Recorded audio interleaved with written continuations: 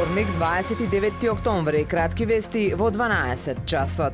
Не сум повикан од органите за испратената порака до полицискиот началник во СВР Охрид. Би требало да му поднесам кривична пријава. На ден на молк не се прават претреси на председател на огранок на политичка партија. Изјави синоќа за 360 степени поранишниот министер за економија од редовите на ДУИ, Крешник Бектеши. Тој најави кривична пријава на началникот на СВР Охрид за начинот на кој ја вршил својата должност во време на избори и на ден на молкот пред изборите. Бектеши во јули годинава заработи кривична пријава поради основи на сомнение за кривично дело попречување на правдата.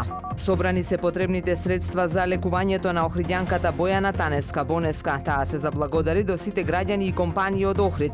Целата држава и целиот свет кои изминатиот период донираа и организираа собирни акции. Најголемата лична победа на секој човек во денешно време е да остане човек и тоа е поголемо од било кој материјален успех, а вие покажавте колку многу ја има меѓу нас. Човекот не е гладен само за храна, туку и за добрина, вели Бојана. Во тек е санацијата на меморијалната куќа на Григор Прличев во Охрид. Се преземаат зафати на зидните платна од јужната страна и плафонот во приземјето, како и одредени интервенции на увалите на кровот, чистење на олуци, како и промена на искршени керамиди и заливање на слеменици и грбени, информираат од Завод и музеј Охрид.